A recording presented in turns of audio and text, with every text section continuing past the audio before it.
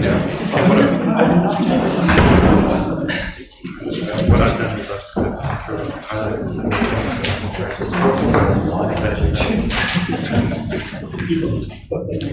Tēnā koutou katoa. Nau mai, haere mai ki whangarei takiwātui, I rua tukuna ono, ki whiringa ārangi. Welcome to our meeting on the 26th of November. Haere huri tau ki a koe, Nicholas. Best wishes for you on your birthday today. Councillors are all present, so there's no requirement for any apologies, but I will ask Councillor Golightly to open our meeting with karakia. Whakataka ti hau ki te uru. Whakataka ti hau ki te tonga. Kia mā kina kina ke uta. Kia mā kina kina ke tai. E hi ake ana ti atakura. He tio, he huka, hi hauhu. Hau mi e, hui hui e, tai e. Cease the winds from the west. Cease the winds from the south. Let the breeze blow over the land, let the breeze blow over the ocean. Let the red-tipped dawn come with a sharpened ear, a touch of frost, a promise of a glorious day. Be joined, together, united. Kia ora. Kia ora. Councillor Golightly. Councillors, just a reminder for any items on the agenda for which there may be an interest. If you have either a conflict of interest or an interest in the item, I encourage you to make note of that. Councillor Cutler is raising to the feet. Thank you, Commissioner. So we have one item on our agenda today, 4.1, deliberations for the long-term plan amendment 2020-31 Oruku Landing Conference and Multi-Event Centre, and Councillor Cutler was quick to her feet this morning. Councillor Cutforth. Almost jumped the karakia. I'd like to move, Your Worship, B, the bottom B, recommendation agrees to abandon the Oruku Landing Conference and Multi-Event Centre project. Councillor Cutforth, can I just check with you, are you moving that Council A notes and considers the... Sorry, yes, moving A and then B, the bottom. Thank you, and the final note agrees to abandon the Oruku Landing Conference and Multi-Event Centre project. I have a seconder for that motion. Councillor Connaught is seconding. Councillor Cutforth. Thank you, Your Worship. Firstly, I think on behalf of all councillors, I really want to thank the staff for the work they've done, both the back office staff and also the senior management frontline staff, for the months of work, not just the recent work, but the months of work that's gone into this project. And I think we really do acknowledge the work, all councillors acknowledge that, and also particularly the back office staff in the last few weeks, hours, days. And also on behalf of all councillors, I think we want to acknowledge the work that the public has put in with the number of submissions we've had, and ranging from, you don't listen, you're going to do it anyway, you've probably made up your minds, through the occasional swear words, through the just no to Oruku, through to really considered, analytical, really detailed consideration of the project. And I think it's really important to realise we didn't ask for a referendum. We didn't ask for yes and no solely. That was important, but we were really, really interested in what people's comments were about the project, and boy, did we get them. I think the majority of councillors, at least, would agree that at a rate of 4 to 1, the people have spoken. And they've spoken really loudly and they've spoken really clearly. They don't support council continuing with this project. And for every person who said, just build it, just do it, they'll come, put whangarei on the map, those type of comments, there are 4 people saying things like, it just doesn't stack up. The community hasn't asked for it. It's the wrong project in the wrong place at the wrong time. And there are a number of comments like vanity project and white elephants. And in fact, there was one white rabbit. I don't know if anybody else picked that up. It's quite fun. But I thought that one of the most telling comments came from a woman called Nellie, who just said, how can you think of doing this in times like these? And of course, there are many, many people who said, well, the way councillors vote on this will be a factor in how they vote in the next council elections. There were a number of really clear reasons that people gave for not supporting the project. And interestingly, the $60 million of government funding didn't gain wide support. And surprisingly few people, I thought, were swayed by that. Many people saw it as a gift that would keep on giving. They said it was things like it was a cost, not an investment. We had carrots and red herrings, but we had things like it's a liability, not a gift. And one person said, in passing up this government money, we need to remember we're also passing up a 7% rates rise and ongoing costs of $5 million per annum. But more broadly, people identified why they weren't supportive. And I don't want to go into the history of the project, I'm hoping somebody will, but just cutting to the chase, people may realise that it wasn't a council project. Council basically picked it up to ensure that the cost did not go over what was expected, and in fact now we know that when we picked it up we only had pre-cost costs, at best conceptual.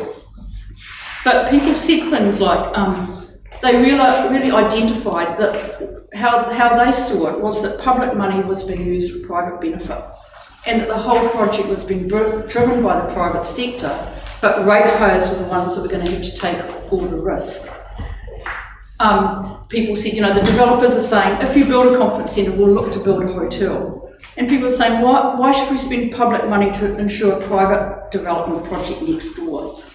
I'm quoting what people, this is not my words, I'm quoting what people said in the submissions. They talked about it being corporate welfare, public money for private good. Somebody said the cunning plan is to get the general public to pay for all the structural amenities so the private company can make money off a hotel next door. And it will only be profitable because of the publicly funded, that is both ratepayer and taxpayer, conference centre. So there was a sort of crescendo of comments along those lines through to people who said it was an opportunity for a few people to get richer at the expense of poor people, and somebody who said it was complete misappropriation of public funds, so elitist rubbish that we don't need and nobody wants. So there was sort of a whole range of comments around that line, but more broadly, people ask questions like, is it local government's role to be investing ratepayers' money in a conference and event centre? There was really genuine concern from a range of ordinary people that what this project could do, risk doing, was taking money away from Forum North, taking money away from ideas that have been around for Forum North in terms of a performance centre for a long, long time. There's really genuine concern from just ordinary people about that. People said, where's the demand? The community hasn't asked for this project. A developer has asked for it. What's the need for it? Who is it going to be for? It's not going to be for local people, it's going to be for visitors. And I thought one of the most telling submissions was the one from the Northern Event Centre Trust, where they basically talked about the impact it could have on other council-owned conference facilities. People talked about the vastly overinflated numbers for conferences.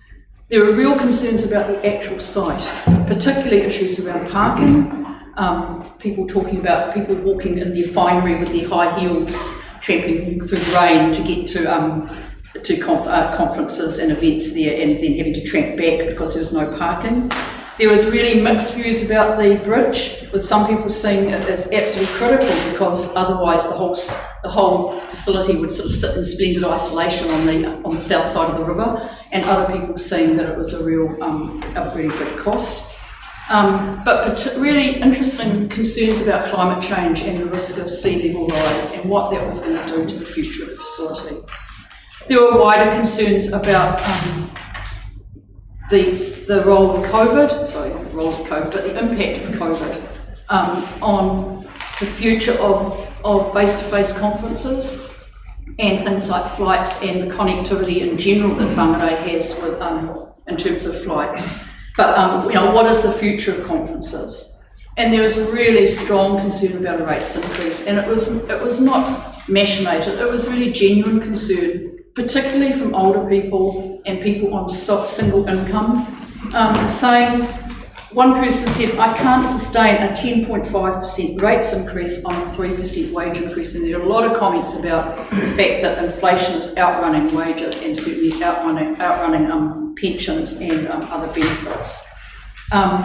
Somebody said, I've just had a mortgage rates hike. How am I going to afford this?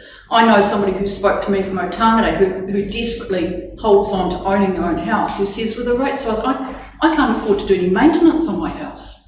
So while for some people it's just the cup of coffee, It's actually another cup of coffee. It's another cup of coffee, and those cups of coffee build up to people not being able to afford it. Somebody said it won't make enough money to keep it above water, which I thought was an interesting, ominous sort of comment. And people were really, really concerned about the $5 million operating costs per year. And a lot of people raised the idea of other priorities. I don't know whether people necessarily weren't clear about what council can and can't do. Like, we don't have any responsibility for the hospital, I'll just say that publicly now. But people raised in particular the issue of the hospital and housing, as it would be a whole lot better if the government put money, the $60 million into that. So, councillors, we gave people the opportunity to speak. They've clearly spoken. And I think we must listen to their voice. And that's accordingly why I've moved this amendment today. Thank you. Thank you for the motion. Sorry, motion. So the motion. Councillor Holtz. Yes, Your Worship. So I'd like to move an amendment. And the amendment is A, the Council agrees to proceed with a Oruku Landing Conference and Multi-Event Centre project, committing up to $24 million of the capital cost of purchasing the land and building the conference and event centre with infrastructure, limited wastewater upgrade Punk Road intersection, Hartley Loop and Seaboard with ground improvements, resulting in a 3% rate increase from 2022 to 2023. So if I get a second. Councillor Holt, Councillor Holtz is moving an amendment. Do I have a seconder for that amendment? I think it would be fair, actually, if we distribute it, because it's quite a long one, before I ask for a seconder, just so you can get a sense of what is being proposed. I'm try to second it for a discussion. So we If you need to do that, Councillor Cocorella? Yeah.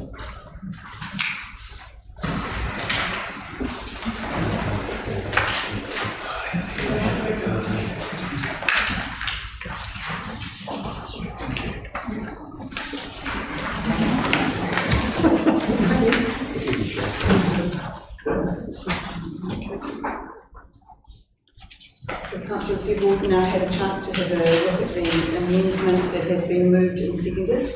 Councillor Holtz, over to you. Yes, Your Worship. We're in a position now where we've gone out for consultation, and I think all the people who responded with submissions. 5% of the total population that we worked out, that the other 95% we have not heard from. And that would indicate that a lot of people are quite comfortable with council proceeding with this creature. Council has got agreements with CIP, Ground Infrastructure Partners, and the conditions there are quite clear, and every council in this room knows those conditions. That is to grant this council $16 million towards this project. There's also extensive work being done with the council and the owner of the land, and those negotiations are near conclusion. So out of that, we must remain positive. Already this term, the government has taken away the 4 landings south of Whangarei, major investment from Whangarei district. They've now taken away and indicated they're going to take away the 3 waters out of the district. Reform is carrying on, and we're getting further and further. We never got any money when Marsden Point Core Refinery was indicating they were going to close the operation of the refining product. Down in Taranaki, they've got a government help and a resurgent boost with financial gain for that area. We've missed out on all that. $60 million is a massive, massive subsidy to this project. I want to talk about a bit about planning. I want to wake up tomorrow and look towards the future. I do not want to wake up tomorrow and look at yesterday, which is actually today's meeting, and say, we didn't do everything we possibly could to grow the infrastructure in the city, in the district, and in Northland. And we were responsible for allowing $60 million, our share of the government money, our share of our taxes, to not remain in Northland. It's a pretty hard call to say we've given that money back to Auckland or back to Wellington. So we've done extensive planning, and this is part of soft infrastructure. Years ago, we set up a 2020 program. This is a couple of examples of what happens. In there, we said we're going to do a lot of roads. We're going to build tomato power. We've done planning. And we all know if we plan ahead or we plan to fail. Not accepting this money is in my mind, is a plan to fail. Every project needs investment. And I went back at my records and I actually hunted this paper up last night. In 1997, I suggested, as chair of the 2020 Wombray subcommittee that's doing inner city development, that we actually put Te Putukiri Road and Tikapanga to the bypass to stop people going down Mill Road and Hardhead Drive. Also suggested, and this is 1997, that we actually should go ahead with the lower Haki River crossing. Well, that leads to Tomato Powi Bridge being built. Why I bring that example up? And same in Martin Point, did a Ruakaka structure plan that allowed all that development to happen. Shifted the port down there, massive development, massive capital input, massive job creation, massive wealth creation. So we've got to look ahead. Like I said, that's the soft infrastructure. That's the hard infrastructure, sorry. The soft infrastructure is parks and reserves. Just by chance, same paper, council intends to close Oruku landfill. It's going to close. We're going to create it into the park we've created today. Who would have thought 25 years ago we'd have such a good park? We were rubbish dump blocks.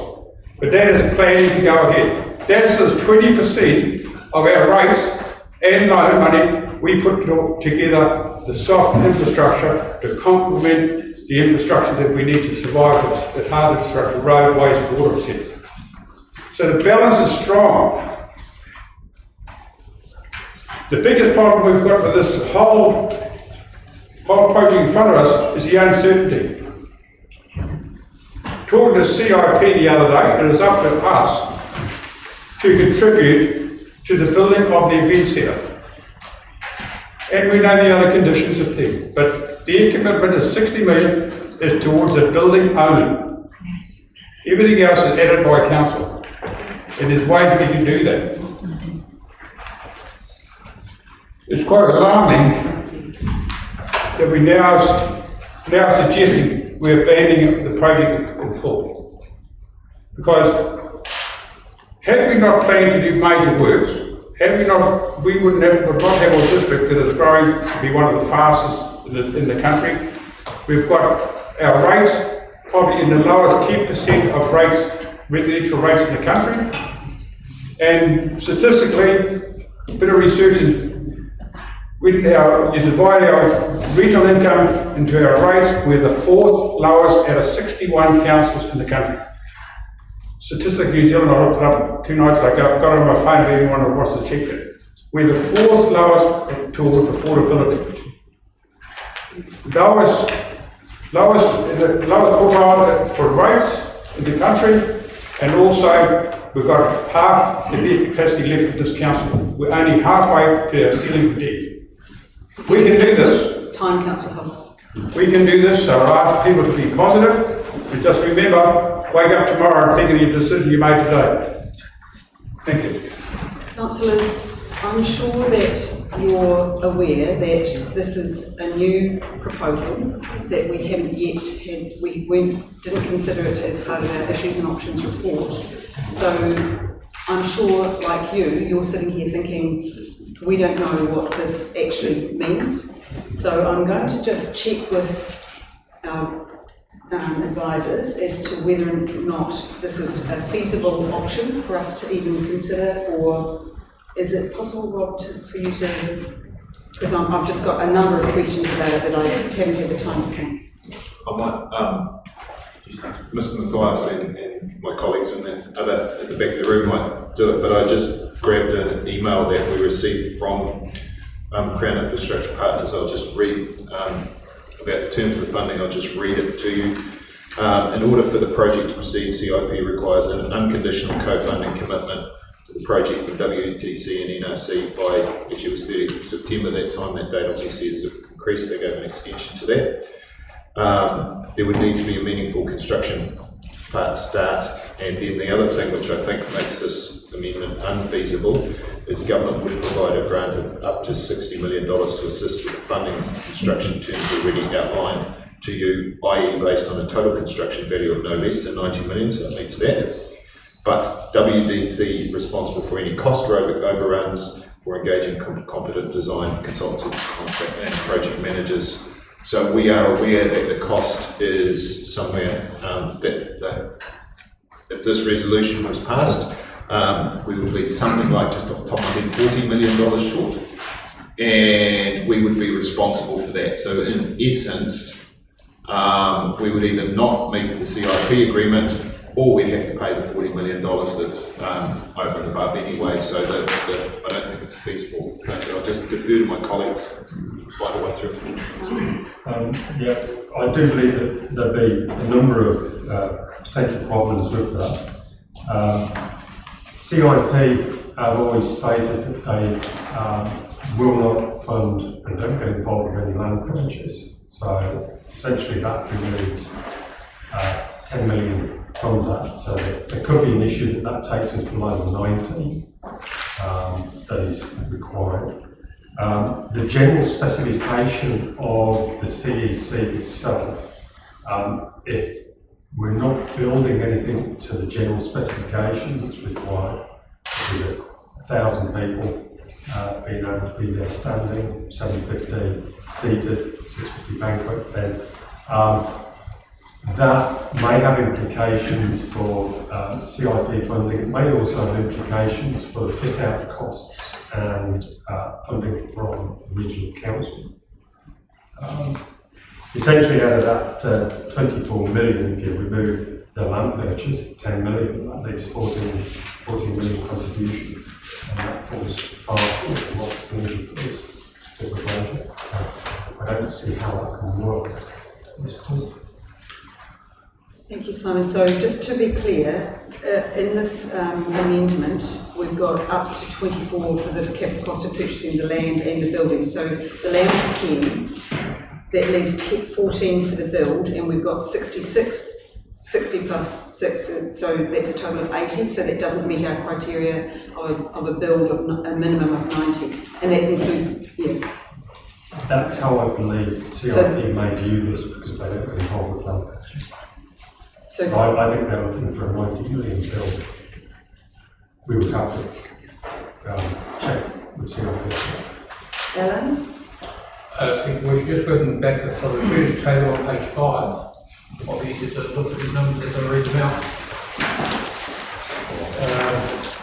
If we were to remove the civil board completely, so this does refer to doing some work on that, those ground improvements, that would bring council's contribution down to 34 million in round numbers. So it's sort of $10 million short, $24 million in this amendment. We have to come out of the $87 million from what the NC or Simon was saying, about needing to downscale that to achieve that $2 million of saving, which then gets you in the realm of not meeting requirements in terms of the capacity of that. And we may also not fulfill what comes out of resource consent applications as well, which needs to be considered. And clearly we want to take this seriously, so we just do need to. Graham, is there anything you can add for us? Yes, thank you, Madam Chair. My recollection of the funding agreement, I don't have it with me, is that there was a commitment required of council that it build not only the event centre to the standards that Mr. Weston outlined, which was for standing capacity of 1,000 and then down to a dining capacity of 650 people, but they also, it required of council that it build the plaza and the boardwalk, and they were integral parts of what was required for the CIP funding. That was part of the 60 million was based on the fact that the council would buy the land, build an event centre, which we have an estimated cost of 87 million, We would have the infrastructure of 2.3 million, and even if the seawall and boardwalk could be reduced in size, it's still showing in the cost table as 15 million. And I don't think the CIP funding would allow us to build anything less than both the event centre and the boardwalk with the plaza. Thank you, Graham. Your Worship, this is a council debate. We've had plenty of information and you asked for clarity, but we've been through this process a number of times. Are we using standing orders or? We are following standing orders. Thank you, Councillor Martin. Councillor Holmes, if you wouldn't mind taking your seat. I do appreciate that your amendment, you're sincere and you're visionary. I accept all of that. However, I need to know from people who can give me clear advice as to whether or not your amendment, if I were to support it, whether I'm actually putting this council and our ratepayers in a situation of risk. And from what I'm hearing at the moment, that would be the case. So you've moved your amendment. It has been seconded. We will now debate it. I think we've got sufficient information from our support people to open it up for council debate. Councillor Innes. Thank you, Your Worship. I appreciate the advice that our technical advisors and yourself, Graham, in terms of legal advice, but what I hear is I don't think may require in terms of CIP. I wasn't going to speak at this stage. I was going to leave it to later on, but I thought that when I hear uncertainty, and you're right, it's about risk and managing risk. And part of that risk, I think, is the risk of $60 million, so it's not light what we're talking about. And so I'd like to come back, I'll address that, but what I want to do is I really want to acknowledge the residents, the business community, the organisations who have provided unprecedented amount of submissions. The Have You Say events, I'd really like to compliment staff in terms of those events. In terms of out at the heads, Whangarei Head Citizens Association, the Parua Bay Resident Ratepayers Association, and also Ocean Beach Residents Association. I've met a lot of people within the in the Parua Bay CAF, and I'd like to acknowledge Murray Jagger in terms of his comments. I'd also like to really acknowledge government providing $60 million towards our district related to employment opportunity as a shovel-ready project. But we do know that because it's a shovel-ready project, and today is a very good example of that, is that there's been tight timelines and real difficulty. I'd like to acknowledge the staff who have been involved with Beakers, that we've allocated $1 million towards further investigation, along with CIP in terms of getting reliable information. So for me, when I hear I don't think, maybes, it's not good enough for me. And I saw that CIP, I have been concerned about the information, and I had requested, and I just acknowledge Emily Henderson, in that I wanted to hear it from the horse's mouth, as it were, in terms of the actual situation. And we finally got a briefing from CIP senior management as councillors to senior management one-to-one. What I found in that was there's not as many absolutes as we thought. There was room for discussion, and they were open to discussion. What I found was that they talked about a partnership, and that's in their name. Crown Infrastructure Partners. So I think, Your Worship, I would like more information from the horse's mouth rather than I don't think and maybe. So I'll continue. And part of that was, as councillors under the Local Government Act, we're required to consider all options. The options that went out, and I moved an amendment on the consultation document that we had up-to-date information. Only 2 options went out to the public. We as a council later on have been given 4 options. And I think that part of the concern I have is that as a governor, I want to have accurate and reliable and honest information.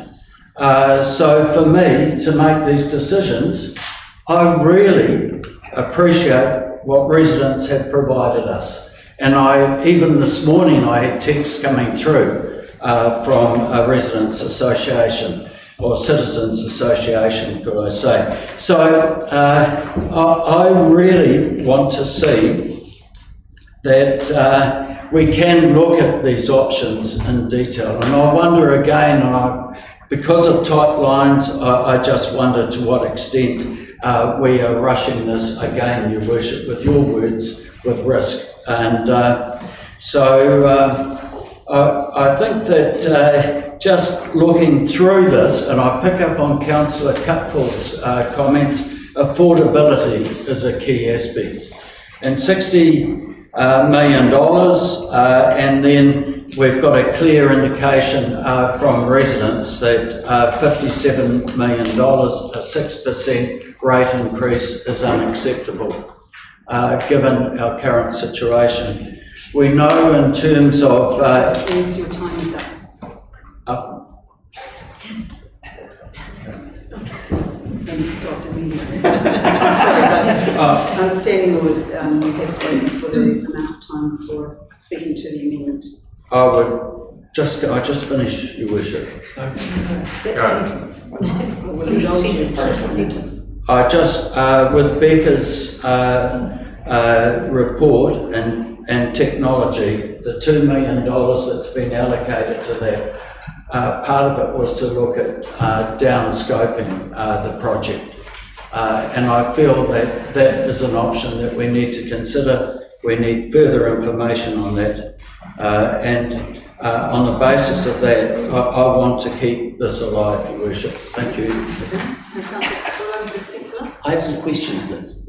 Okay, and it's been raised by a couple of things that have been talked about here. Just for clarification purposes again, the costs that we have provided out to the public are just estimates, correct? Through you, Madam Chair, they are plus 20%, minus 15% range. All costs are estimates until you get the bill. Nice way of putting it. The CIP money, the requirements from CIP money, they made a requirement to say that there is 30 million that is required to be put in from the local council, excluding the land. Is that correct? Is that what you're saying? They're expecting $90 million, project to $90 million. A minimum. So excluding land costs, correct? Yeah. So, sorry, is that including or excluding? Sorry, I need to... My understanding is that would exclude land purchase. So we do not have that in writing or confirmation? Can you confirm that?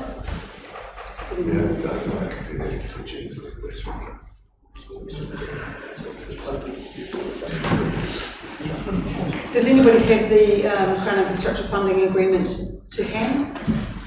In the meantime, Councillor Cochran will keep asking, we'll find it. The next question is relating to that lot of funding there. Has CIP or has the government actually put any requirement over date or times for when that money can be spent from the council? That's definitely included in the There is a specific milestone to be met, which is that the piling or the construction of the event centre would need to have been started It was by 30 September, and they have now changed that, agreed it, without it being in writing, to 30 November. So the construction by way of the piling of the site would have to have started by that date. Thank you, Graham, but that's not actually answering my question. My question was relating to the extra money that has to be put in by council.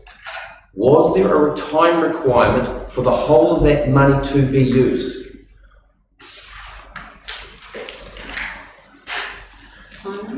I don't believe there was a time requirement to have spent all that money, but what they have required is that the commencement of the project, which is the piling of the project, needs to commence prior to, as it stands at the moment, 30 September 2022. That, as I've said previously, on request, they may consider extending that out to November 22. But as it stands at the moment, there is not a date where you have to spend prior. So just I understand. just for clarification through you, Madam Chair, the actual full amount of money that has to be paid from council could take 50 years. I'm asking here as an honest and straight up question, because at the moment, I'm getting a direction here saying that from the staff, we must spend this money before November. However, I haven't seen anything from CIP to say a final date for that money to be spent, so I'm needing clarification on that.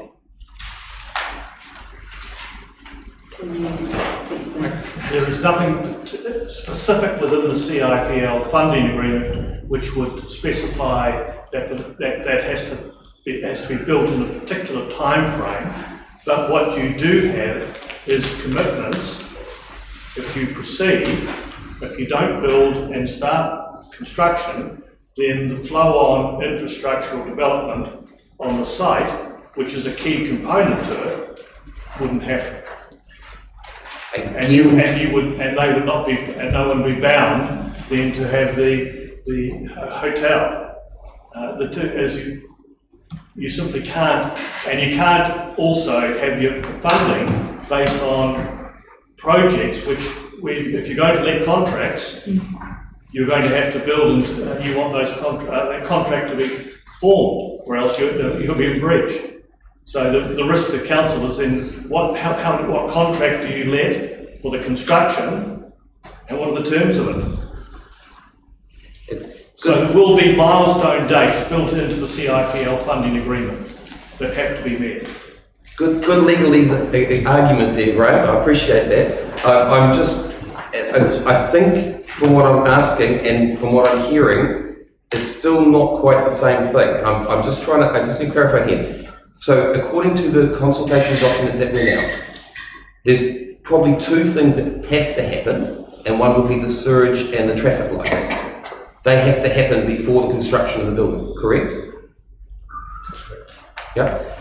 All of the other items do not have to happen straight away. They could actually be done in the long-term plan process, and they could be done 10, 15, 20 years down the process. Is that correct? Murillo, I will say that the agreement from Crown Infrastructure Partners is for $60 million for the construction of a multi-conference and event centre that is based on the criteria for the number of people that are contained within it.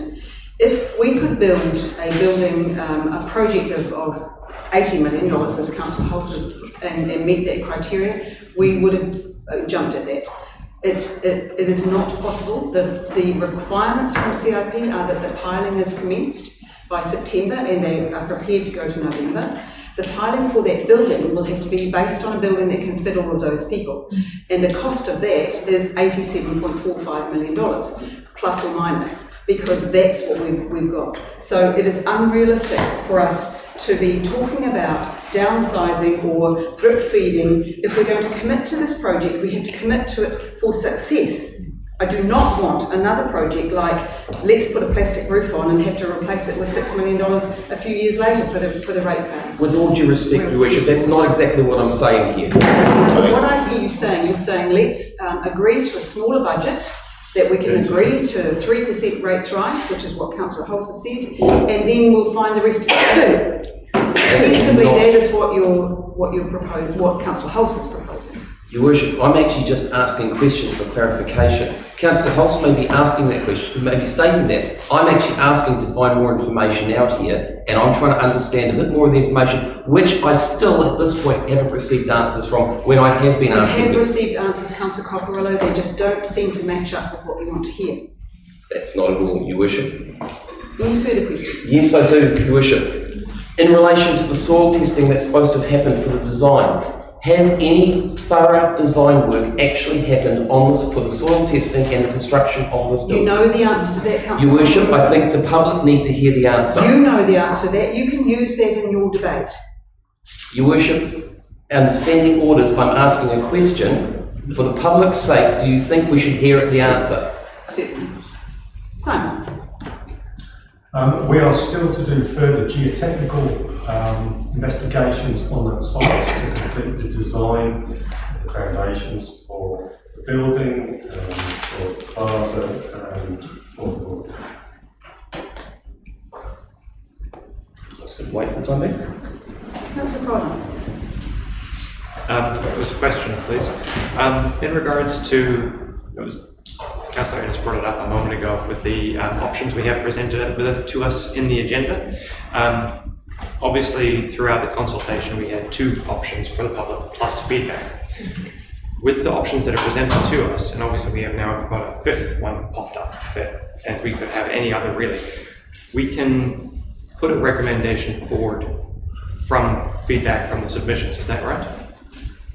Thank you for that, asking for clarification, and I agree with you that we consulted on 2 options, and after we received the submissions, the staff did the analysis on what our further options are as a result, and that's what we looked at in our issues and options report and deliberated on at our briefing on Wednesday. So, yes. Yes. Yeah. Short answer, yes. Yeah. Sorry, long answer. I might as well speak now. Okay. Why not get it out of the way? As with the councillors that have already spoken before me, they have spoken at length to the whole process, to everything, and I really respect and appreciate all the effort, 1, that staff have done, 2, that public have put forward, but also I will acknowledge as well the utmost respect for the Northern Development Corporation. I have put so much effort and passion into this. It is highly commendable. It is fantastic to see the detailed work alongside it that Matakoi Architecture and Urbanism have put with this consultation, with the design of this project, to bring in the history of the area. And to me, the efforts have truly been noticed. So I have utmost respect for everybody in this. No matter which way we vote today, we're going to upset some people. These are friends, family, neighbors, and acquaintances of Whangarei. I've been on the fence of this issue for a long time, and as we went out to consultation, I was hoping to hear back from the people of Whangarei and what they wanted, encouraging to have them have their own say. I'm both proud to hear and unfortunate to hear that 5% of Whangarei, the Whangarei population, gave us feedback. But this was also open to people who could rent, so they're not direct ratepayers, but also children and stuff, and people who can't vote. They can have their say with this.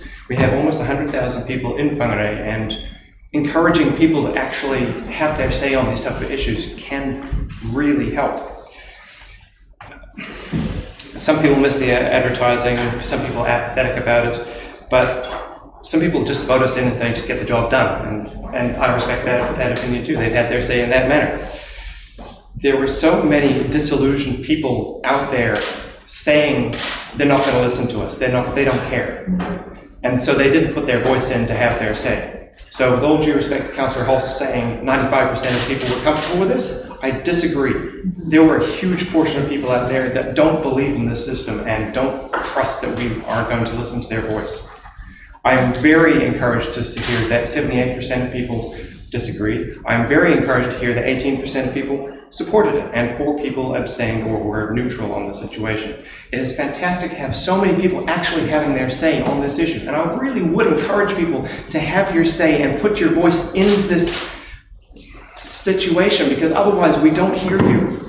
I might individually hear you, but there's 14 other councillors and the mayor around the table that will not hear you, that can only be heard through here.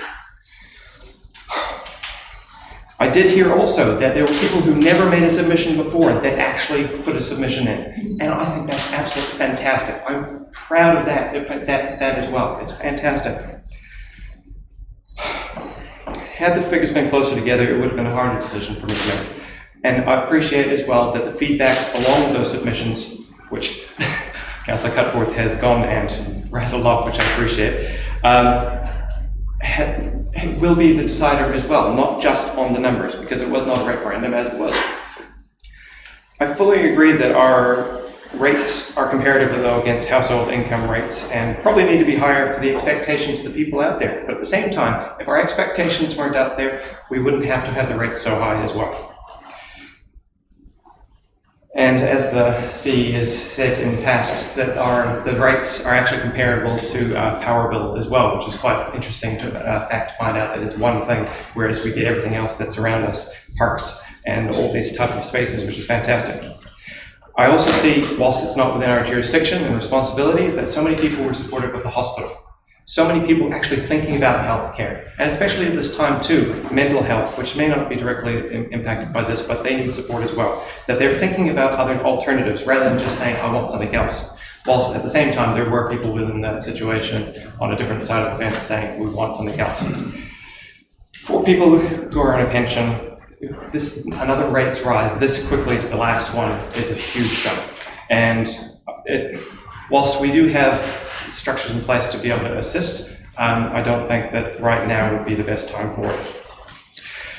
If it was something every person in Whangarei could benefit from, then maybe. But CBD, as we already have put money into it, we're trying to reinvigorate.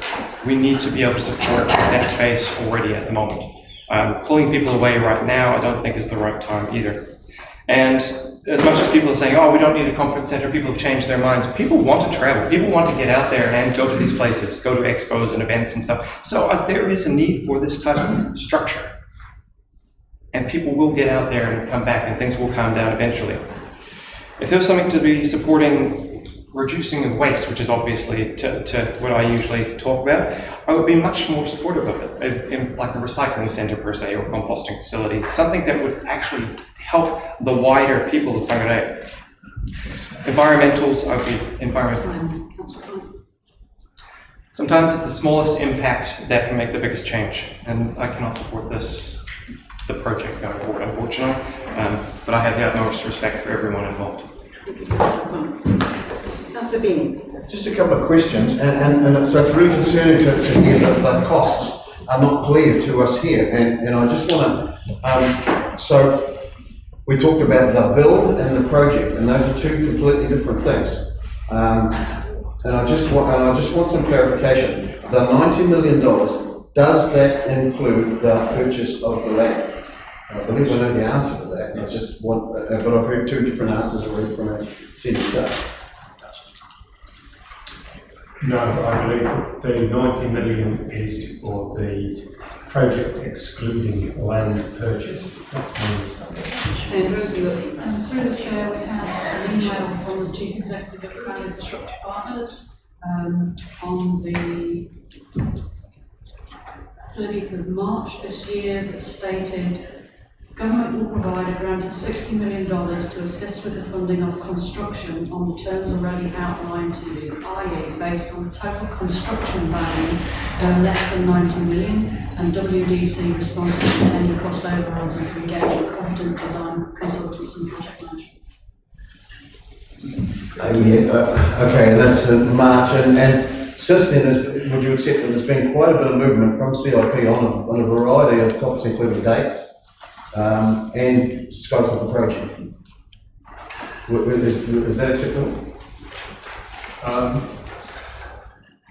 They have indicated that if we wish to remove certain elements of the project, then they will support that, and namely talking about ferry terminal and the bridge. The date that they're flexible on is, or suggested that they be flexible on, is the piling start date, which they have suggested they're actually willing to push out to 30 November. I guess other elements associated with that project they have suggested are ministerial decisions, particularly around funding.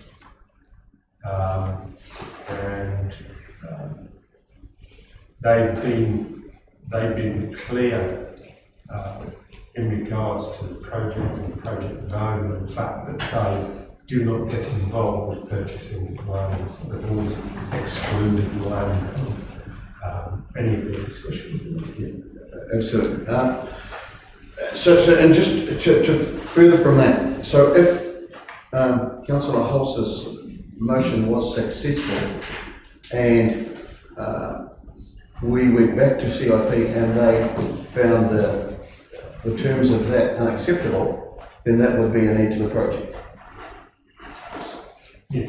So Councillor Holz is right in that this council is making are they making a decision that will go to CIP with, well, this is what we require, and CIP have the opportunity to either confirm or deny that. Is that the case?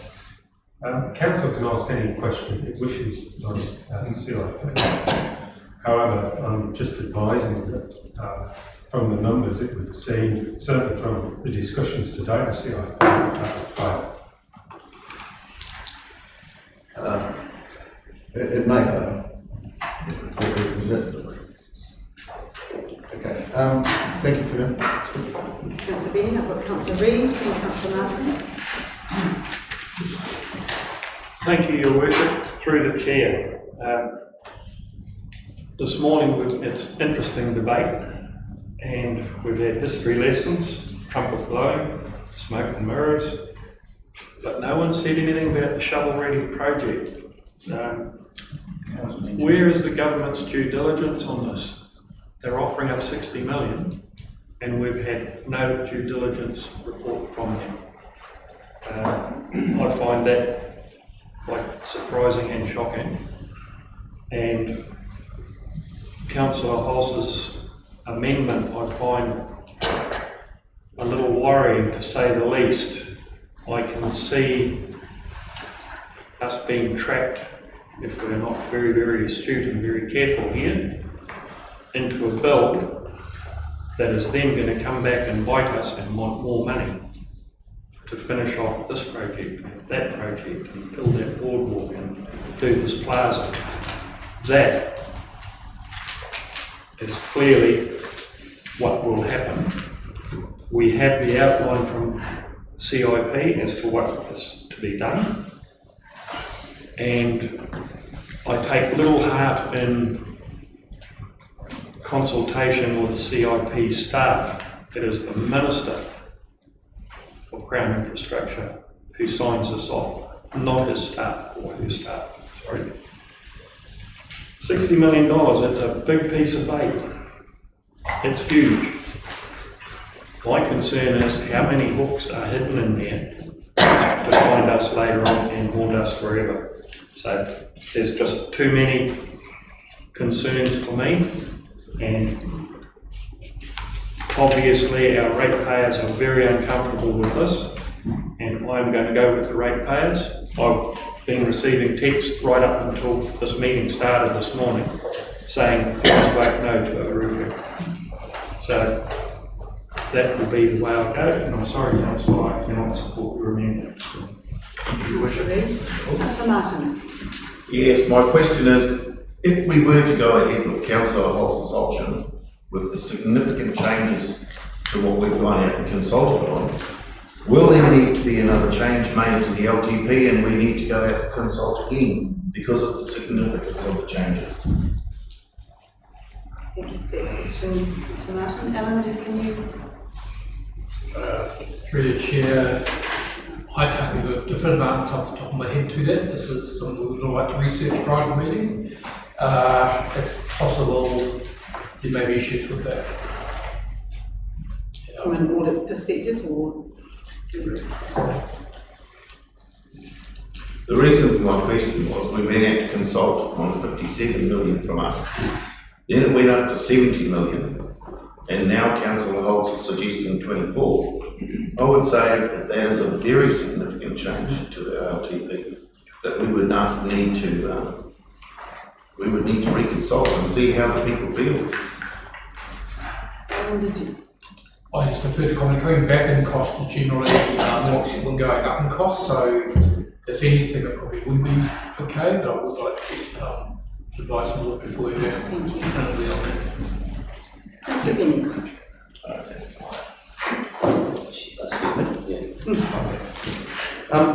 So I'll speak now. So this is a project that has divided the community and this council for a long time. As part of the process, we have, excuse me for not standing here with my knees. As part of the process, we went to public consultation and received over 5,000 consultation replies from members of the public. I have read every submission. I've attended all but one of the Have You Say meetings, including the online meeting. The constant message in all the consultation documents is that a 6 to 7% rate increase is unpalatable to the rate base. I've listened to the submissions and I accept that. Options 1, 2 and 3 in our options document today refer to rate increases of between 5.5 and 7%. From the consultation and from the messages I have received, I'm unable to vote for any of those options.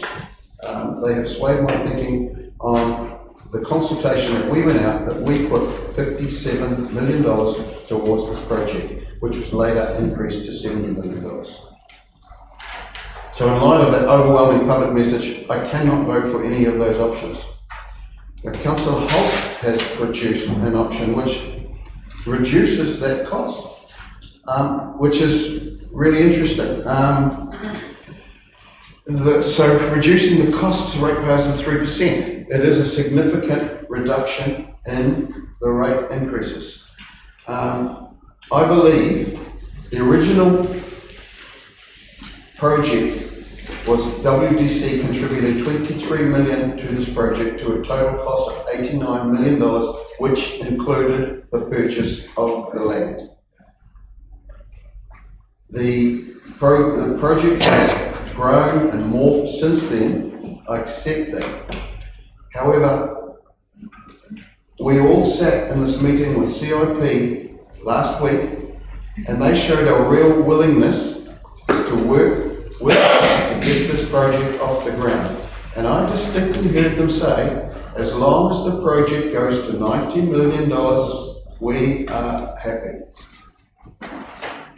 So, Councillor Holtz's amendment, I was prepared to vote against this today from the public submissions, but his amendment allows this council to keep this open.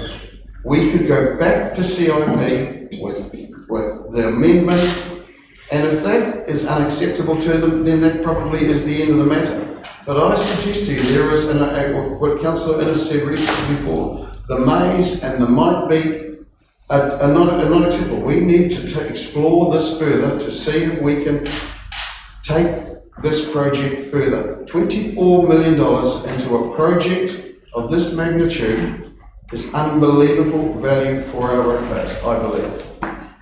So I'm swayed by Councillor Holtz's amendment, and I'm seriously considering voting for that. Thank you. Councillor Benny, I'll remind you that the 23 million that we consulted on through our LTP included $14 million from the regional council. They dropped these back to 8, so there's 6. There's an $8 million shortfall. So that's the time has changed. Just for you to consider that. I've got Councillor Golightly and Councillor Demon. Your Worship.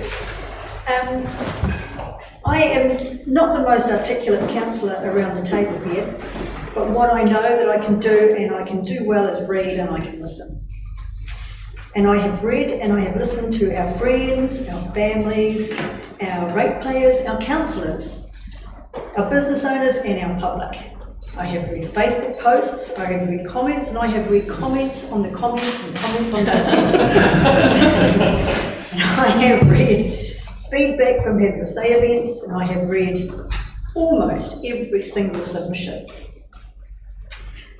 And I have also read our consultation document. And I know what we went out to consultation for, and we went out to consultation on 2 options. We all know that I love bright, new, shiny things. Most of us do, especially when I'm given the money to pay for them. And I honestly have supported this project, and I've been committed to following it through. I've been committed to getting reports on reports, and we all know that we've had all those. And we've read through them, and I know that if this project actually is abandoned today, what the headlines will read. And they'll read that typical WDC says no to $60 million, fantastic opportunity. But as Councillor Cutforth mentioned earlier, that what we are actually saying no to is putting any more pressure on our people and our families that are really struggling during these times. And on behalf of them today, I will be saying no to the budget. Councillor Riley. Councillor Dean. Thank you, Your Worship. With due respect to Councillor Hulse and his efforts to keep this fine, it doesn't seem to me that there's been any great scientific financial acumen behind the 24 million suggestion. Quite obviously, 24 plus 6 is the 30, and then plus the 60 is the 90, and that seems to me to be the basis on which this was assessed as being possible. Just point of order, please. I think that needs to be clarified. That is the figure that we went out in consultation. Councillor for a Hulse. long-term No, we didn't. Actually, it was 23. Correct, and that was at the time, as I pointed out, the financials were quite different at that time. Yeah, at that point, we were still 14 million going in there from NRC, and now there is only 6.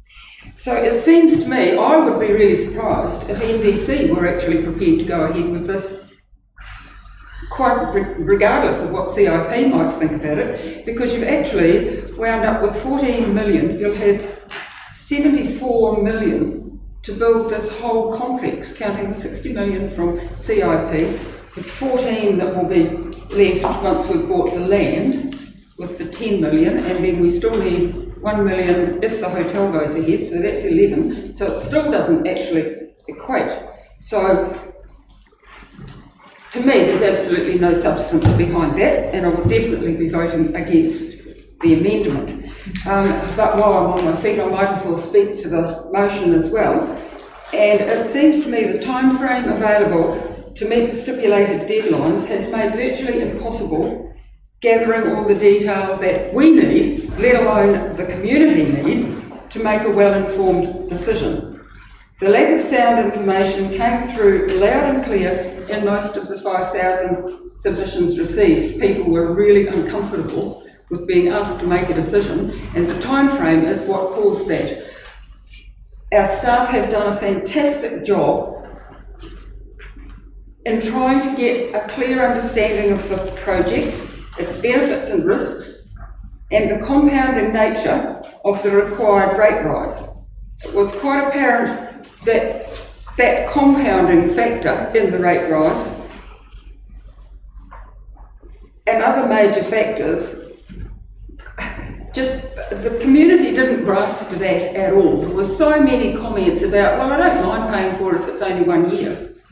But they didn't grasp the fact that it actually was there compounding year on year. So that actually was a real worry to me. The consultation has been difficult for most and distressing for many. But imperfect as it may have been, our staff have done a heroic job in pulling together the information in a format that engaged a huge number of our residents. I mean, how often have we had that sort of uptake with anything we've gone to the public with? Those in favour spoke of economic development and opportunity, the projected economic benefit return to the CBD, and tourism business, along with job creation, enhancing the city vibrancy, and not looking a $60 million gift horse in the mouth. And I absolutely support those views. Fantastic. But others were not so keen. They highlighted the need to provide viable facilities appropriate for use by our local people who are paying for them, rather than facilities for visitors who might or might not come and might or might not contribute extensively to the local economy. Many referred to financial prudence and the lack of sound information around design, the lack of a guarantee that a hotel would come, and lack of information around the bed numbers. Most of the people who supported the project are expecting a big 4-star hotel, a significant feature, not a small boutique hotel. They were concerned about environmental issues and always the hot potato of parking and traffic congestion, and the opportunity cost for other community-chosen projects, which this was not. This was presented to us as a development opportunity by a group of people who have done a magnificent amount of work in getting it to this stage, but it was never a community. The community did not ask for a 5th conference centre. They asked for a lot of other things, but that wasn't one of them. One submitter suggested it was like being gifted a $1 million horse that had to compete with all the other $1 million horses while eating you out of house and home. I thought that was a great analogy. I also liked the one who, amongst a raft of other sage financial and environmental advice, suggested that we get our ducks in a row and then take care not to run over them. A further observation that costs are socialised while profits are privatised was also food for thought. The conceptual vision is fantastic. It's exciting, but as a financially prudent ratepayer investment, not so much. Thank you. Councillor Dean. Councillors, I would like to take this opportunity to speak. When thinking about this project, before our consultation process, I was looking at the opportunities it presented for the construction sector and hospitality. Really, really compelling, the idea of another significant big build in our district. I thought about the entertainment options that it was going to provide for concerts, exhibitions, shows. I was thinking about the accommodation, the desire that we've got for apartments. This project provided, it brings it all, a conference and event centre, a hotel and apartments on our beautiful waterfront that we've been developing. Exciting. I thought about the existing places who are providing conferences. There's no such thing as, we have many conferences here in Whangarei. Let's not forget that we're not building a conference centre just so we can attract conferences. We already do. I've attended many. I thought about the hotel, a 4-star hotel. We absolutely need a 4-star hotel. And this proposal brought that as an option. We've also, remember, got another proposal which may well go ahead, and I hope that it does proceed. So we may end up with 2. These are the things that I was considering all the way through before we went out for public consultation. I thought about the Crown Infrastructure Fund, and the purpose of that fund was, when it was through COVID, it was about stimulating the economy. It was all about ensuring that regions had opportunities to do things that their community had been asking for a long time. That was something that Crown Infrastructure Partners talked about the other day. So I thought we desperately deserve that investment in our district. $16 million is significant. Then I heard about the poo running down the halls in the hospital, and I wondered about the priorities. I thought about that site, Riverside. I've lived on Riverside Drive. I know what it's like toing and froing, and the constraints of the Riverside Drive itself. And I was concerned about car parking. People want to go to an event and be able to park, as they do here at Forum North, and in their high heels, totter into the event. That's men included. So that was of concern to me. I thought about climate change. We realistically are looking at what the impact climate change will have on all of the infrastructure that we currently have and building in the future.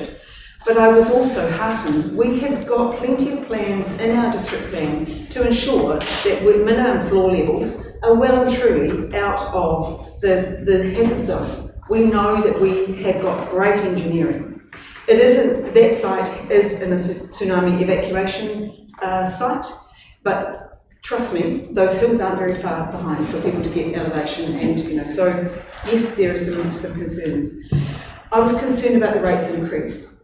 I know that if we proceed with the project, there was going to have to be a rate increase, and we know that nobody likes putting that forward to their community. However, we have done it in the past. We were brave and we did a 9% rates increase the year one of the long-term plan when I was first the mayor, so that we could catch up. We could actually be in a position where we could go ahead with projects. I was thinking about the existing facilities and the plans that they have. Hihiawa, bless them. Stage 2 Hihiawa Cultural Centre has, let's please proceed with that. It is such a rich cultural event centre that will really make a difference to our community. And if you talk about long-term plans, boy oh boy, there's been an expectation from Ngara Urua days of old for a very, very long time. We've got our own Northland Event Centre. We've got Mackay Stadium that Sport Northland operate. We've got this facility here. We've got the Whakarewa Boys High School about to have a 1,200 seat auditorium. There are existing facilities in our community. I was thinking about them and the impact of a new project. COVID, the spectre of COVID has changed things. It's changed supply chains. It's changed cost expectations and escalations. It's affected the demand for attending events. It's affected our ability to actually be in the same room together, and hallelujah, we still can, because we're in alert level 2, wait for red traffic light. I was thinking about the operating costs. We have existing facilities that we invest on behalf of our ratepayers into our current facilities. That was going to add to it another cost, and we absolutely have to build that into whatever we build that's new. We must budget for the ongoing maintenance, operation and depreciation. I was really heartened, as has been mentioned before, about hapu involvement. Really sincere engagement from Northern Development Corporation into hapu and the cultural narrative that's come through, the investment that they've made into the project, and is amazing, and I pay tribute to them. In our planning documents that Councillor Hulse was referring to, in our 2020 momentum, I went back and had a look, and our agreed vision for that site was accommodation/hotel. It wasn't about a conference and event centre. So I do trust that should this project not proceed, that we'll go back to that vision of having accommodation and hotel on that site. So that was all before we went to public consultation, and these were the aspects that I was thinking about. And we did a very good job, I believe, of putting out the history of the site so far. Its history where we got to the point where we were prepared to do a long-term plan amendment. Then we got the feedback from our community. Councillor Golightly, you said it very well. We have to be concerned for our people. They have spoken. I cannot support the proceeding of this in any way, shape or form. I'm not going to support an amendment that would then put it back onto CIP to say no. Our community has said no. Councillor Cookdale. Thank you, Your Worship. In the event that Councillor Hulse's amendment fails, could I please foreshadow an amendment to the original motion? You may. Thank you. Thank you. Councillor Murphy. Thank you. I'll speak now. I think really everything has been said. So, and our mayor spoke really well and actually elaborated on a lot of the points that I have been thinking about too. But I thought I do want to have my say, so I will do it, and it will be quite brief. So first of all, I do want to say thank you to the Oruku group who brought this to council as an opportunity really worthy of consideration. Life is all about having a dream for the future, and that's their dream.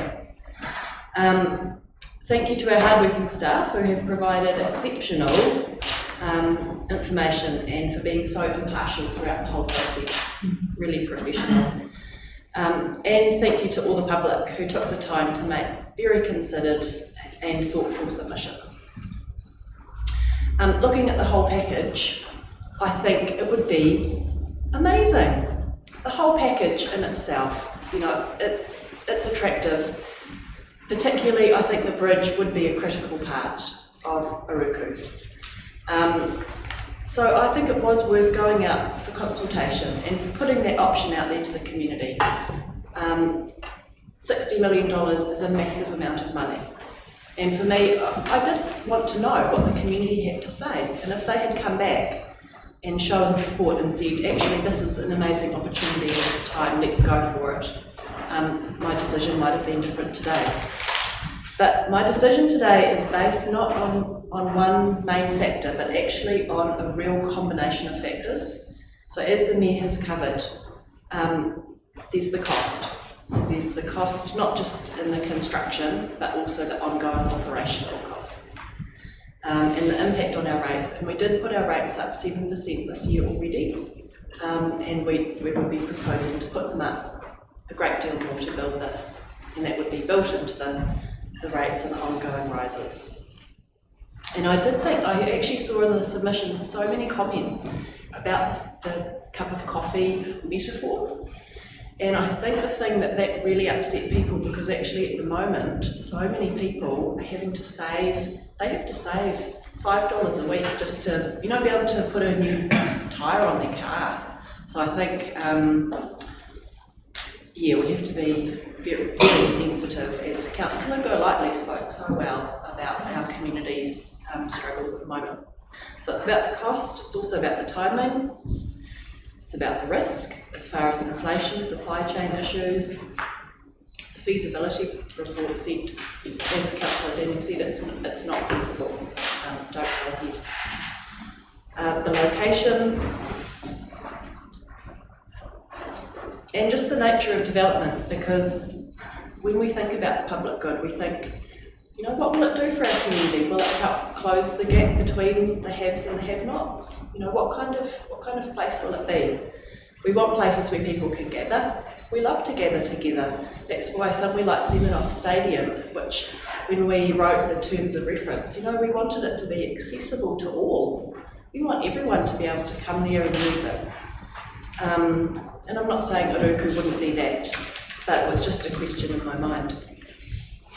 I did have a light bulb moment. I found the Have Your Say event at Forum North really useful, because I suddenly realised, so when we think about Oruku, we get excited because we want to activate our waterfront.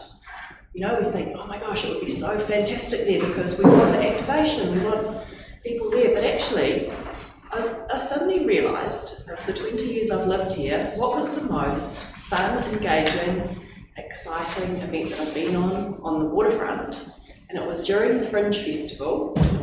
Mermaid Bait did a thing, it was like a busking me hearties. And they're all dressed up as pirates, and they all had their musical instruments, and they marched around the loop. And then we all got to join in behind them, and they had a big trolley full of instruments, and they gave them out to all the people, all the children. I think I had a rattle in the shape of a banana.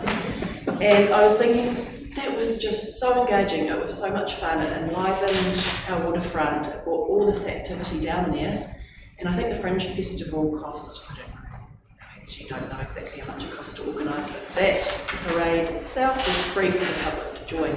So I think we have to be really careful about, you know, how much do we actually need to invest to bring activation and vibrancy, and sometimes it can be a very small amount of money. And then the other thing, and then just to finish off, so I was listening to the radio last night, because I'm always listening to the radio, and there was a man who'd written a book about Stoicism, and he was talking about yes and no. And he said, when we say no, what we're actually saying is yes to other opportunities. So we might, if we say no to Oruku today, what we're actually saying is, because there's always an opportunity cost. So we're saying, oh really, already? Oh my God, I'm talking a lot. What we're saying is a yes to investment and patronage of other event centres, a yes to other council projects which might not be funded if this goes ahead, a yes to the opportunities at Hihiawa and Forum North. And I just wanted to say that for me, every city in New Zealand has an event centre. We want to be unique, we want to be different. We've got Hundavasa. What will make us stand out? And for me, it's Hihiawa. It's our culture, it's our people. Whangarei te ringa parawa. So for me, that sums up who we are. Thank you. Councillor Peters.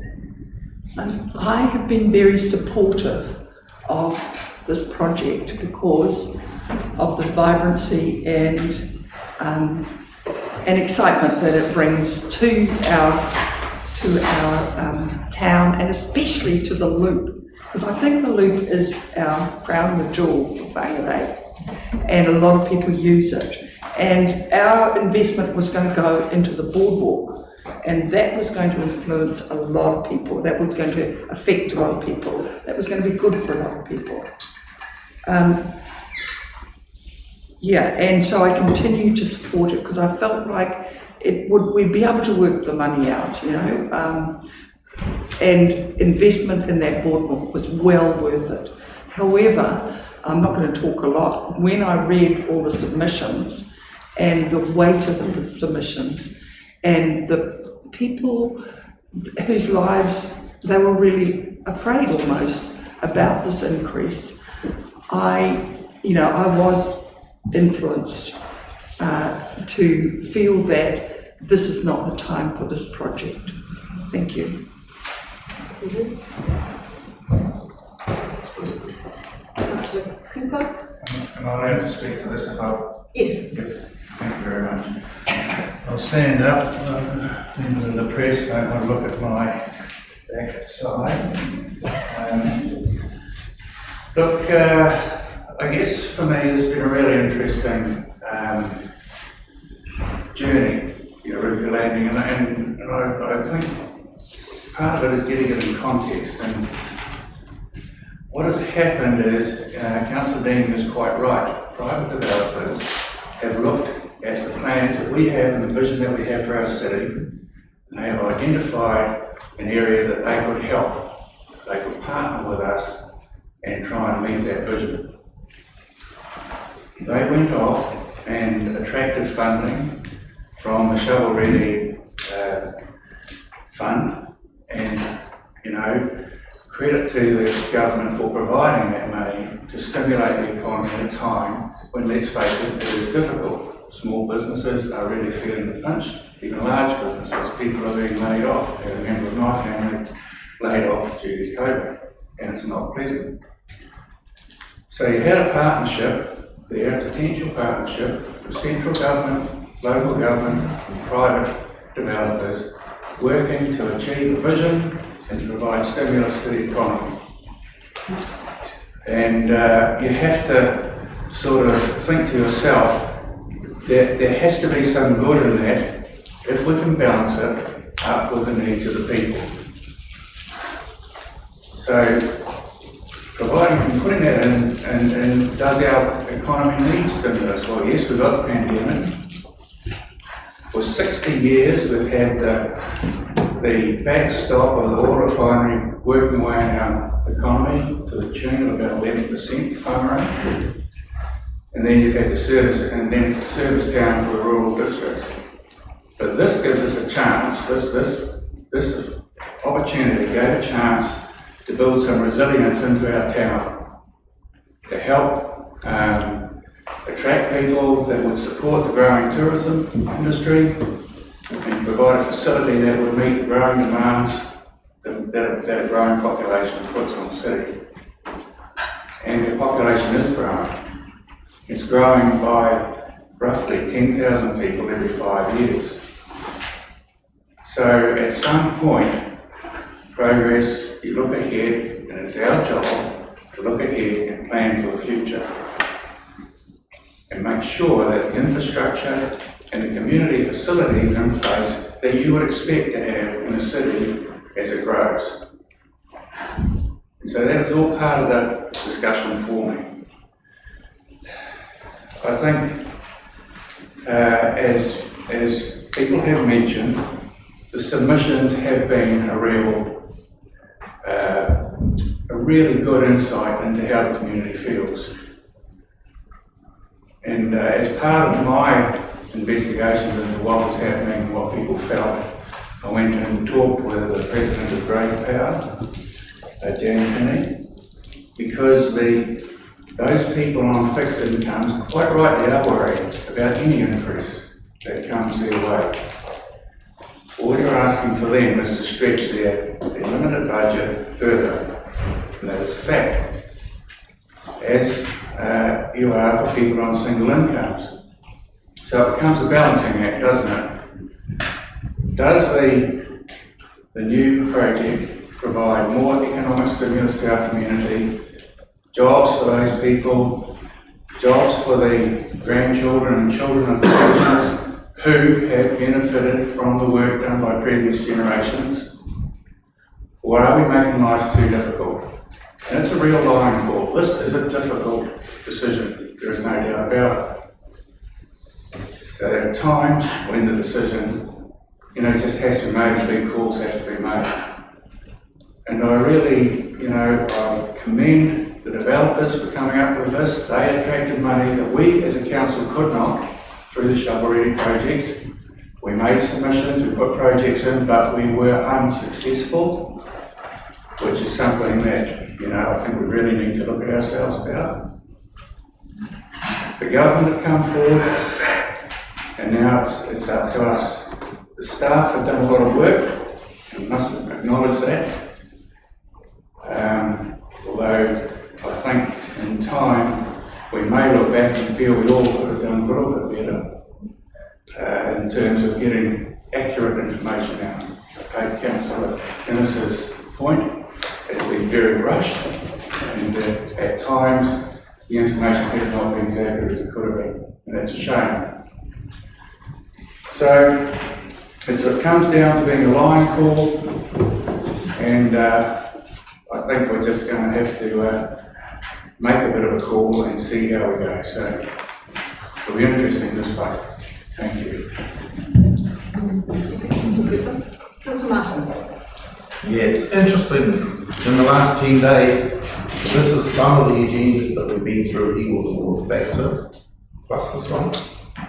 I'm really surprised that people don't have an understanding of what's happening.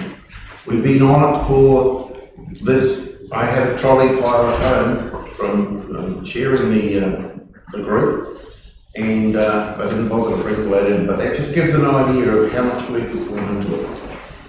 The rates are not just 7%. The rates, depending on which number we use, even if we take out the bridge and the ferry terminal, we're still 5.5% on top of our existing rates now, or 7% on top of our existing rates. That's how it is. So that's the sad fact is that the costs are huge. We've been working with the other partner, and it's been really thorough conversations and really digging deep into the project. We're meeting weekly, twice weekly, and phone calls almost every day to try and put all this together and make it work.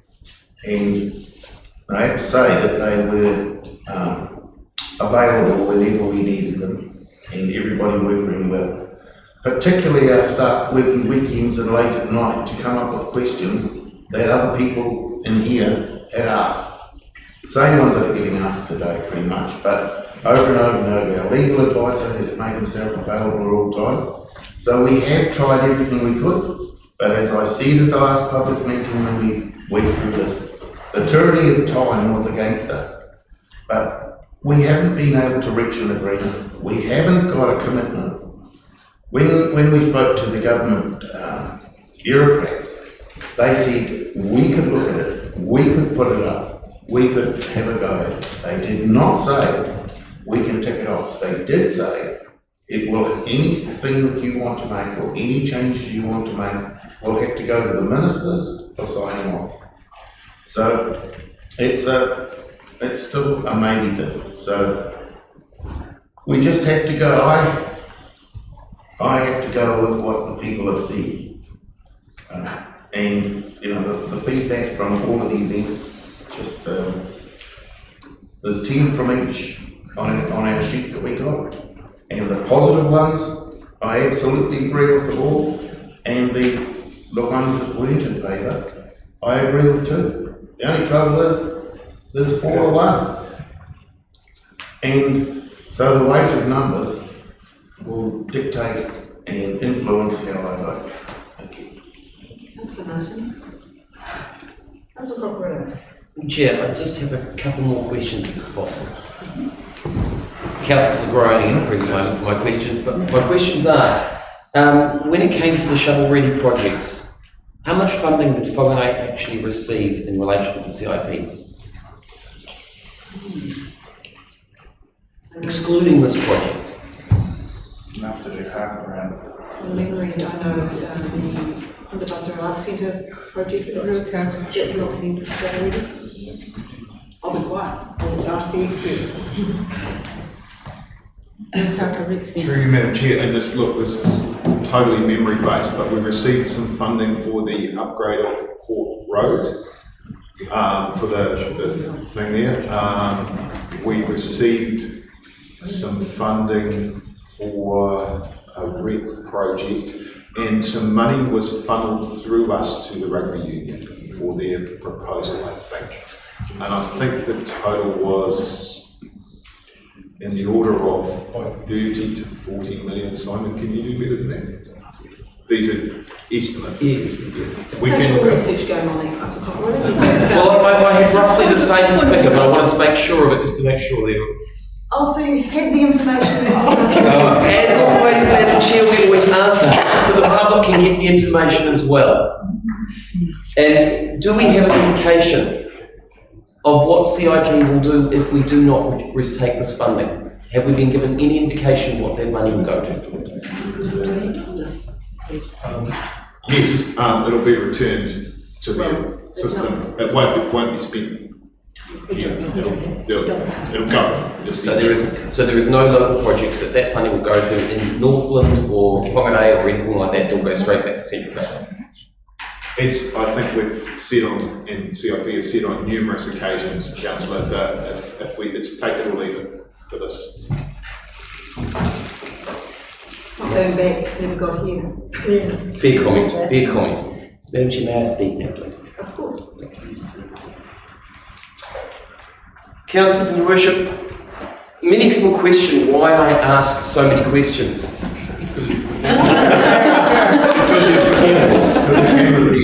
No, the reason I ask questions is because a lot of the questions have come from our public, would you believe? Amongst the Have Your Say meetings, amongst the submissions. The information, as we claim, has been out there. A lot of our public haven't actually heard. So while we may know this information, and while we may be privileged with this information, our public is not. So I ask these questions, and you joke about it, but that's fine, I don't mind. And Your Worship, you've already highlighted how important it is, and how great it has been for our public to have their say. And I don't think any one of us can argue that point. Getting this many submissions has been immense and great.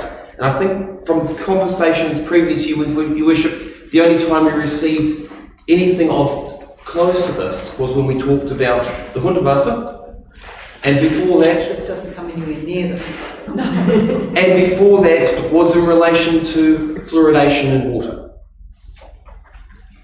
So these are topics that the public are actually interested in. And yes, it may only be 5%, but the public are actually interested in these topics. And when it comes to listening to them, in every instance, when we actually break and boil down the figures, our ratepayers are concerned about their income. And right now they quite rightly are. We have a situation here where New Zealand has never been in the situation yet. Well, actually I heard from someone else saying it's similar to the 80s, but I think it goes back further than that. Yeah. So what would this project do for Whangarei if we approved it? This project would give a $60 million input into this district.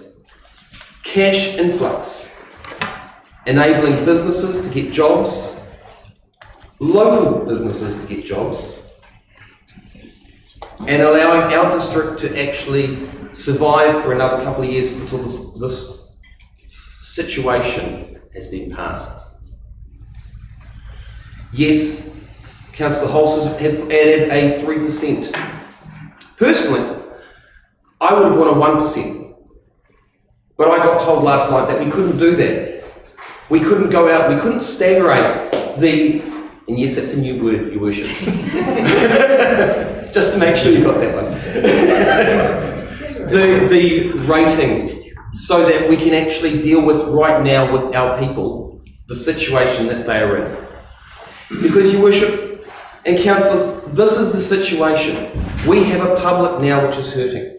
And I've said it many times. They cannot handle the rate increase. That's why I was asking the questions about whether we could stagger the projects.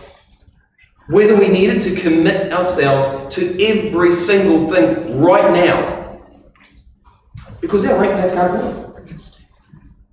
They want the project, they love the idea. It's a great idea. But they can't afford it. So what concerned me is when we went out for consultation, we didn't take that into consideration.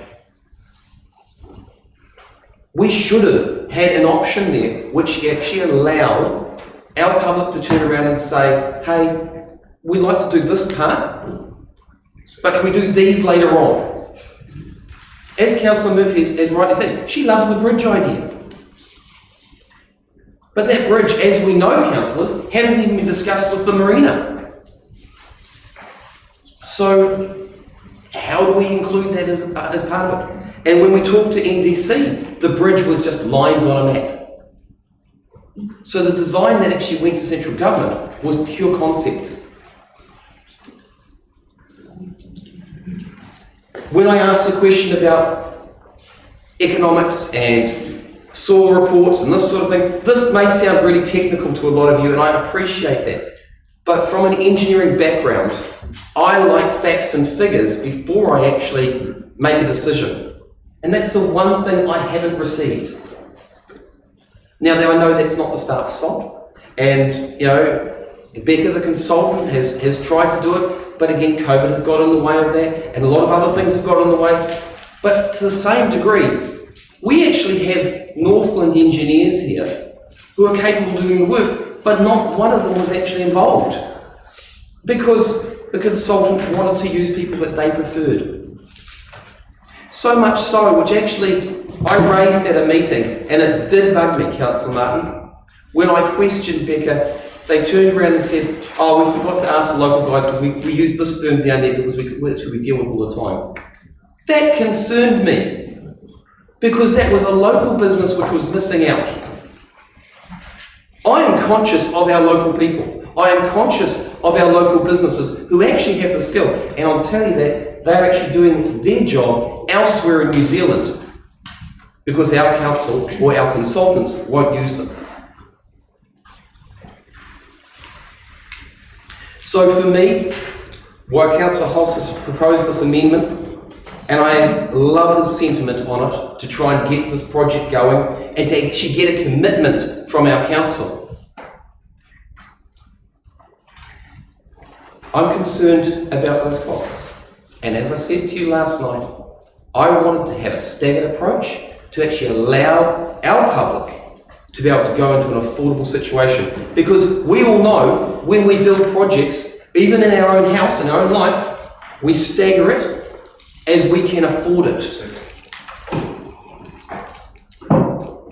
You know, you build a bathroom because you need the bathroom there. But you don't put the wardrobe in just yet because you're still trying to save up those funds. And sometimes the bathroom can stay dormant for 6 months while you're working on it. But you are working on it.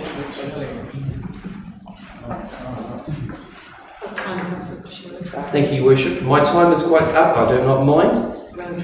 Absolutely. And my last words are: I just want to thank NDC, the Shane Jones Fund, the CIP Fund. I want to thank the ratepayers for being involved, the submitters for being involved, and every single person in our community actually being involved as much as they can be. And I am disappointed that more local contractors weren't involved in this project. Right. Any further debate? So the amendment of Councillor Hobbs? I'll debate the motion, but not now, after the listening to it. Thank you. So the amendment has been moved and seconded. We've had good debate. I will put the amendment. Councillor Deeming has called for a division. So those in favour of the amendment, please raise your hands. Councillors Beattie, Cooper, Pulse and Innes. Those against? Councillors Golightly, Cutforth, Deeming, Cockerillo, Martin, Reid, Murphy, Peters, Connor and Her Worship the Mayor. The amendment is lost. Councillor, any abstaining? No, that's it. Councillor Cooper, you foreshadowed that you would move a further amendment. Thank you. Amendment to the original motion, and that is that the original motion would stay the same, but that we would add on to that we ask Crown Infrastructure Partners to please seriously consider keeping the money in the north and giving it to our hospital to help with the poo running down the walls. Now, I'd like to speak to that motion. Councillor Cooper, just one moment. You took some of the words out of my mouth, but we've had some advice on that, and I think it's important that we cover off whether or not that is.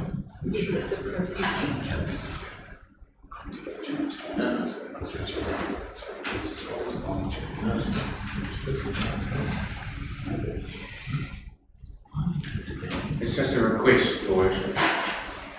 I understand. I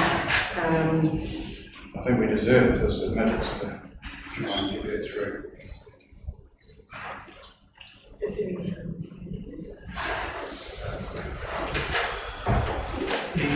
The one point about that was that a commitment was given on behalf of the council that while we were in negotiations with Northern Investment Corporation, LP, that the council would not be looking to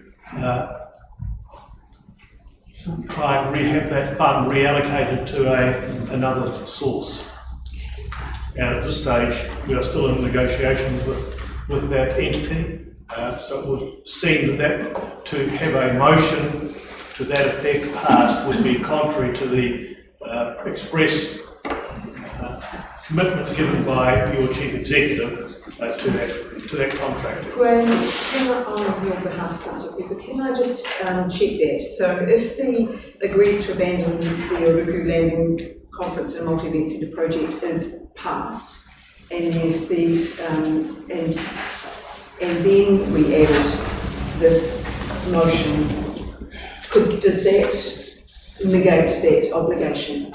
I'm just thinking about the timing of the motion that amendment. Again, I just caution that this was a commitment given by your chief executive on behalf of the council, and in a particular context, and I think that it would warrant close consideration as to whether that was to be a formal resolution of the council at this particular time. Councillor Cooper, can I please advise you to withdraw your amendment on the absolute assertion that should the original motion proceed, that we collectively as a council will commit to doing exactly as you're suggesting, that we will plead with the government to keep that funding in our region for the hospital for the benefit of all Northlanders.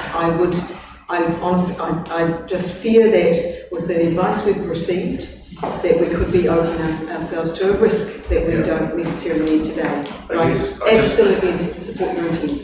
Thank you. But if I could just be very clear, that amendment and desire to move that, ask for those funds to be shifted to the hospital is only in the event of us not going forward. I understand. So I have absolutely no wish to undermine the process.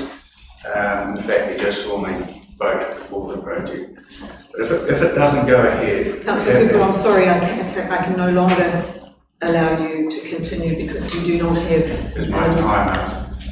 We don't have an amendment. I just encourage you to take your seat. Thank you. Councillors, are there any... Councillor Holmes, you indicated you wish to speak to the motion. Yeah, thank you, Richard. And very disappointing that the amendment failed, but such is life.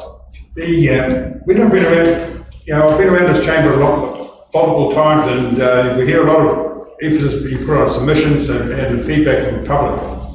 I mentioned before that 95% of our public did not write submissions, and I did not say, as one of the other councillors said, that I supported it. All I am is putting the facts out. There's been a general rule in anything major project we've done, and I brought an example along today. It's always an 80-20% rule. The opposition always come out first, and it's generally around about 80% people. And this is based on numerous situations that the project we've had. But through consultation and the council sticking to a vision or whatever, and not sticking to a vision, you make some really good decisions to progress things along. One of the ones was the Northern Event Centre. This was an original document we did for a resource consent. 2 sides, building both sides of the parks, blah, blah, blah. Through consultation, we reduced it down to a size that is acceptable to the public, acceptable for the district. We've now got one of the best event centres in the country. We're the only region in the country that's hosting international World Cup games next year. The only region. So the process works, but you've got to be brave enough as a councillor to actually say, every now and again, a hard call's got to be made, and for the right reasons. The population is burgeoning up here. We all know our coastal settlement is just mushrooming. Builders can't keep up. More and more people coming in. My attempt this morning was to try and say, let's keep this project alive. There's so much work to be done. I do not think it's acceptable to throw a project out the door before we get a resource consent. All the process, all the information we've given to our public at all those meetings was subject to a resource consent being issued. If we turn it down, of course, that's the end of it. But wouldn't it have been great if we'd gone to our public to say, this is actually subject to a resource consent, and go to our public and say, actually the bridge is not required, but all those things added up to a fear factor that produced a lot of those submissions. The fear the rate was going to go higher, fear that the project was going to escalate, fear about this and that. And it's very interesting when you look back at our own civic project. We went to community and say, we're going to go and spend $37 million to build a place next door. Straight after the plan, we came in and put another $10 million in. Exactly what we could have done in my motion, my amendment. Because once we got certainty, we increased the budget accordingly, and we still don't know if there's any overruns. But that's how we did that project. I was trying to encourage the project alive, stick to the facts that we know, negotiate with CIP, who sent out, we're quite happy to negotiate with us, they said stick to the $90 million project. We had the funding in place, it could have been successful. So do not accept turning it down the way we've turned it down today. Like the paper. Thank you. Thank you, Councillor Holmes. Everybody has spoken to the Councillor Innes. Thank you, Worship. I suppose it's a reflection, and I've picked up some terms in this debate. The terms are a bridge too far, tyranny of time, Councillor Martin, and staggerate, Councillor Tocarello. So it's a learning curve. But it's one, I think, just picking up really on Councillor Golightly's comments, there is a community out there, and they are tough times. I see that the movement is towards looking at that concern. On the other hand, there's opportunity to be had. And there's jobs to be created, and we are moving as a city surrounded by the district, of course, but we have the growth, we have a narrow economic base, and we look forward to future opportunities that may come our way, and appreciate the support the government has tried to give us in terms of this project. Thank you, Bishop. Anybody wish to speak to the original motion? Councillor Cutforth, your right of reply. Thank you, Bishop. I think it's been a really, really good debate, and I understand some people who have kept their comments short because it was pretty clear where they stood, but I think it's been an extremely good debate, and really thank councillors for the thought that they've put into their comments. But I think everybody agrees we can't ignore 4,000 submissions, and as I think Councillor Innes said, it was unprecedented feedback that we've received. While it may have only been 5% of the population, I think it really, really reflected the general views we've had out there. So I don't think you can step away from that, Councillor Hobbs, who, just to quote you back, I think every now and again the right call has to be made for the right reasons, and I think we are making the right call this time. A number of councillors got into quite a lot of the detail around the funding and the financing and the options and what we could or couldn't take out. And you can go down that track, but basically the further you go down that hole, the more costs I think you're going to find. We've already found that with the project where it was. What we found when we took it over really was it was fairly conceptual in its design. I think pre-cost is the word. So it wasn't even sort of what preliminary or developed, let alone detailed. So I'm trying to sort of get above that level of detail, I guess, and because one of the things that concerned me in terms of the detail was the acoustics, actually, which came through really strongly as a major issue. But so putting all that aside, I think now we can, as Councillor Murphy put it, often behind the no there are some other opportunities in terms of yes. And one of the things that came through really, really strongly, I think, is a huge support amongst local residents for the redevelopment of Forum North, the theatre idea, which could incorporate conference centre facilities. And I think it's time for us to now move forward.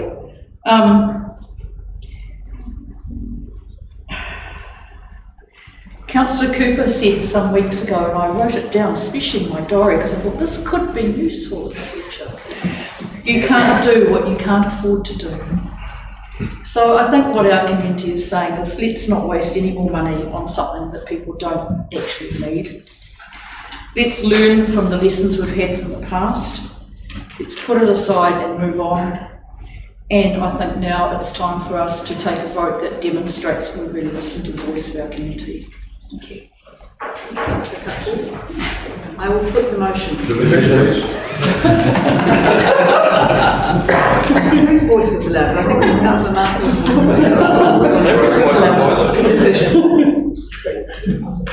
They said it in unison. Those in favour of the motion, please raise your hands. Councillors Golightly, Cutforth, Deeming, Martin, Reid, Murphy, Peters, Connor, and Her Worship the Mayor. Those against?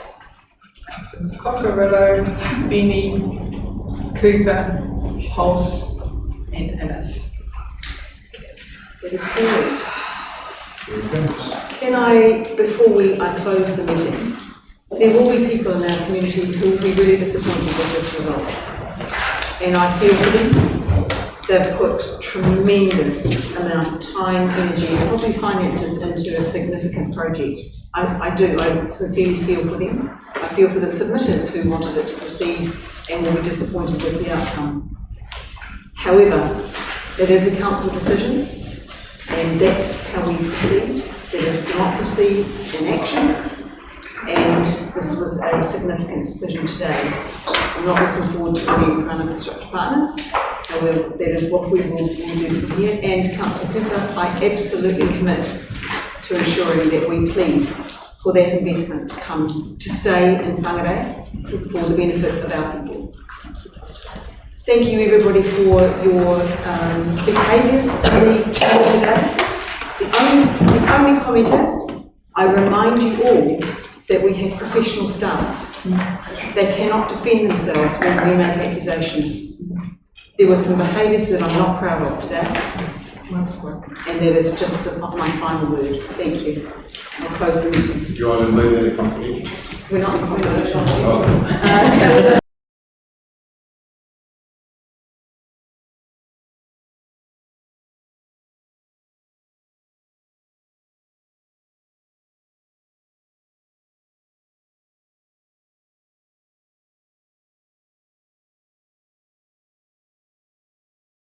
Una hia ki te uru tapanui, kia wātia, kia mama te nākau, ti tinana, ti wairoa e, ti ara tākata. Koia rā e onu, whakairea, ake ki runga, haumi e, hui e, tāki e. Draw on, draw on. Draw on the supreme sacredness to clear, to free the heart, the body and the spirit of mankind. Rongo, suspended high above us, draw together, affirm. Thank you, everybody. Just